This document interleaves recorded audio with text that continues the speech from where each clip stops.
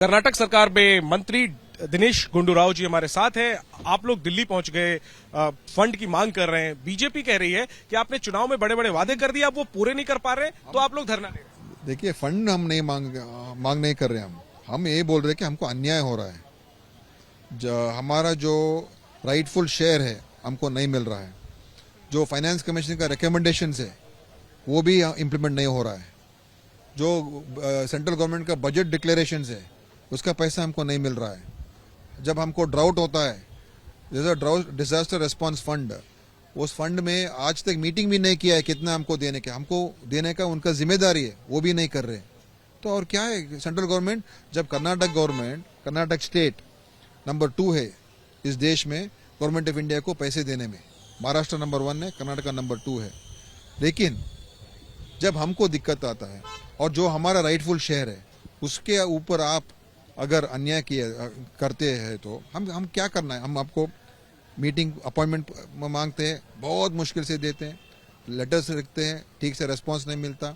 जब इधर आते हैं, कोई आज तक किसी के ऊपर भी कोई ठीक तरीके से हमको न्याय नहीं मिला है। तो वी आर फोर्स्ड, एंड हमारा सीएम पूरा फिगर्स के साथ, वो फिगर्स उनको डिनाई करने के लिए बोलिए। हमने आज जो हमारा सिद्धरामैया साहब जो बोला, वो फिगर्स डिनाई करने के लिए बोले कि हमारा शेयर कितना कम हो रहा है। आप ये नहीं बोल सकते कि हम आपको इतना पैसा दिया है। हर गवर्नमेंट हमको पैसा देना ही चाहिए और हर साल ग्रोथ होता है। क्विकली दो चीजें सर, जो बीजेपी कह रही है कि आप लोगों ने चुनाव में जो फ्रीबीज के वादे किए, मुफ्त योजनाओं के वादे किए, वो आप लोग पूरा नहीं कर पा रहे हैं, और आप लोग फंड का रोना। वो हमने पूरा किया है, हमने वो लागू भी कर दिया है। मोदी की गारंटी की जैसे नहीं हमारा गारंटी है, जो हम बोलते हैं वो करते हैं। मोदी का गारंटी के बारे में जैसे पैसों की कमी पड़ी है कर्नाटक सरकार, पैसे की कमी के बारे में मत बात करिए, क्योंकि हमारा जो पैसा है कैसे खर्च करना हमारा गवर्नमेंट, हमारा लेजिस्लेचर वो डिसाइड करता है।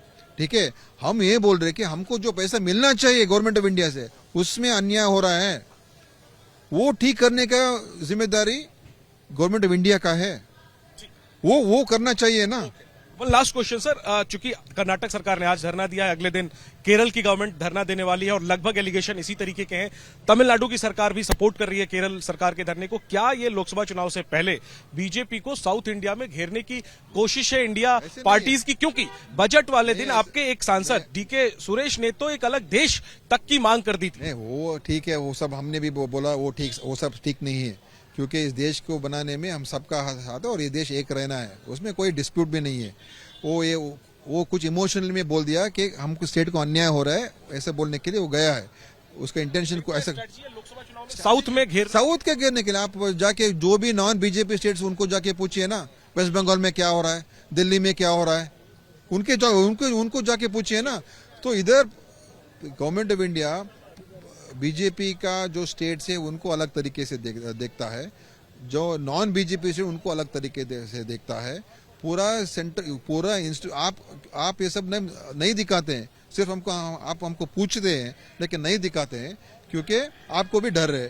क्योंकि पूरा institutions, governor, CBI, IT, ED, जो भी इंस्टीट्यूशंस है पूरा इस्तेमाल करके सब नॉन बीजेपी स्टेट्स में मीडिया को भी लेकर, एनजीओ को भी लेकर, सिविल सोसाइटी को भी लेकर सबके ऊपर दबाव और हैरेसमेंट और सब कर रहे हैं। जस्ट फॉर रिकॉर्ड, आपका ये प्रोटेस्ट हमने दिखाया है, लेकिन लाइव दिखाया है। इशू के ऊपर अब इशू को भी हम इसके इशू के ऊपर कितना डिस्कस किया। तो एक चीज वही कि इंडिया गठबंधन की पार्टीज, टीएमसी हो, लेफ्ट हो, कांग्रेस हो, सब अपने अपने स्टेट के लिए सेंटर पे आरोप लगा रहे हैं। आप लोग एक साथ ज्वाइंटली संयुक्त रूप से, हम इधर कर्नाटक के बारे में, कर्नाटक के विषय पे हम इधर आए, उसके लिए कर्नाटक को अन्याय हो रहा है और बीजेपी सेंट्रल गवर्नमेंट हमको न्याय नहीं दे रहा है और न्याय देना चाहिए।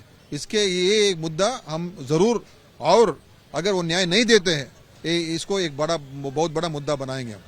शुक्रिया दिनेश जी बात करने के लिए। तो आप सुन रहे हैं कर्नाटक सरकार के मंत्री को किस तरीके से घेर रहे हैं बीजेपी को और कह रहे हैं कि जो हक का पैसा है कर्नाटक का वो नहीं मिल रहा है, सूखा है लेकिन कोई मदद नहीं मिली है। और इसके अलावा जीएसटी के शेयर और तमाम फाइनेंस कमीशन में भी जो हिस्सेदारी है, तमाम इशू को उठा रहे, कह रहे कि टैक्स देने के मामले में कर्नाटक दूसरे नंबर पे, लेकिन उसे उसका हक का पैसा नहीं मिल रहा है। ये तमाम जो सियासत है ये लोकसभा चुनाव से पहले हो रही है। जाहिर है नजरें लोकसभा की जो 28 सीटें हैं कर्नाटक की उस पर है। पिछली बार बीजेपी ने लगभग क्लीन स्वीप किया था कर्नाटक में, सिर्फ एक सीट कांग्रेस को मिली थी। इस बार कांग्रेस बीजेपी को इस मसले पर घेर कर ज्यादा से ज्यादा सीटें अपने पक्ष में करने की कोशिश कर रही है। जाहिर है नतीजे ही बताएंगे कि जनता किसकी बातों पर यकीन कर रही है।